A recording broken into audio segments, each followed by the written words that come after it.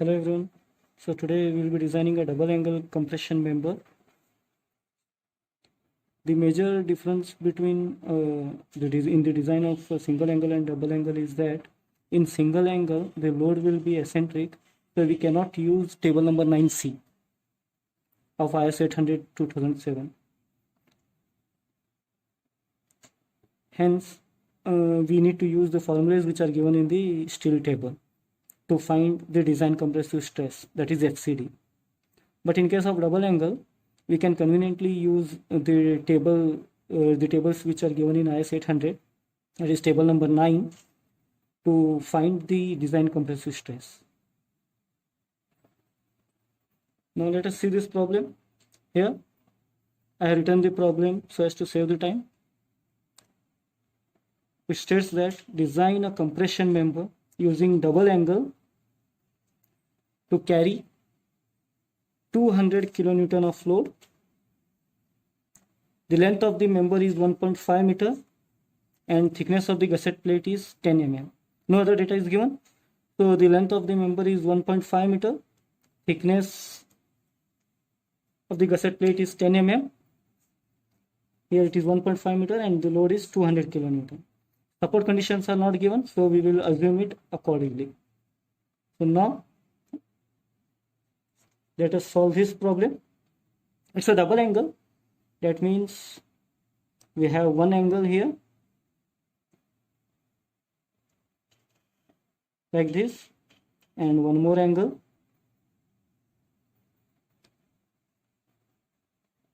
like this, which is connected to a 10 mm gusset plate.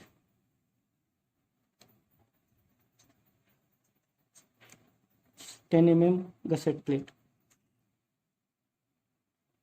So here when we look at from side, it looks like this.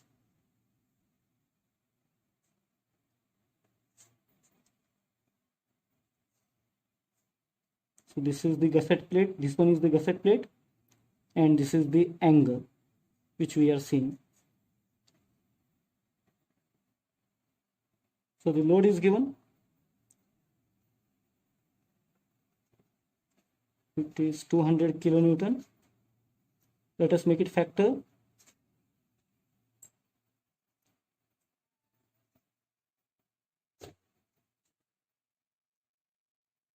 So 200, 1.5, that is 300 kilonewton.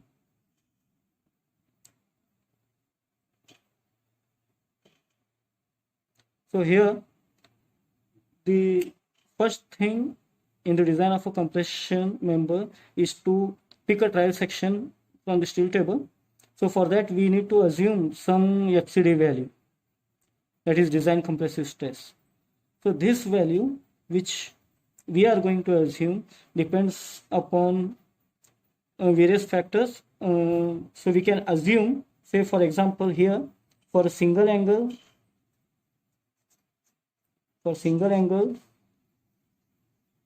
you can assume it anywhere in between 100 to 150 kilonewton.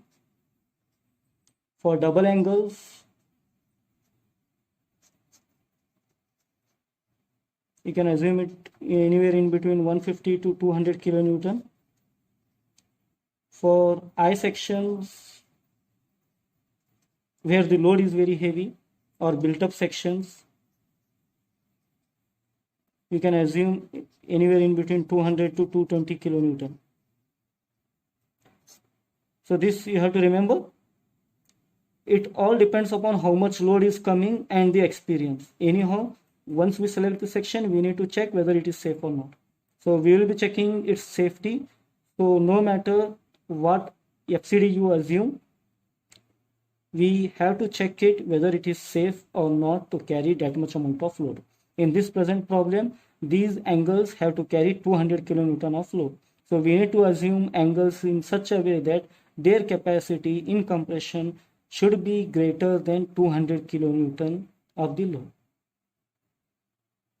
So in this problem, I am going to assume FCD as 175 Newton per mm square. So once I know FCD, we have a stress formula, that is PD is equal to FCD, that is stress into area. Here it is area required. So we know strength is equal to stress into area, or stress is equal to load by area, same thing.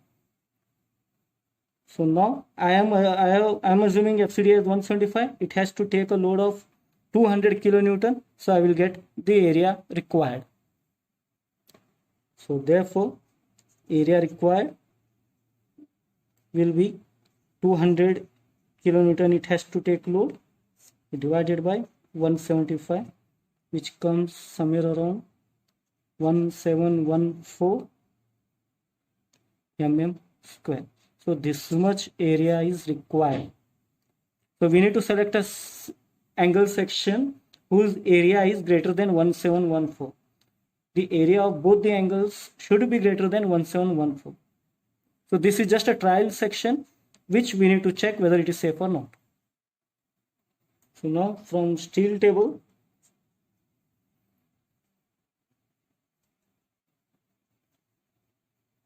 I will look into double angle page and I will try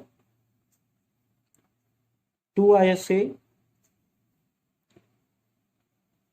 60 by 60 by 10. This angle section I will try and I will check whether its capacity in compression is more than 200 kilonewton or not. So for this I section, here in the steel table it is given area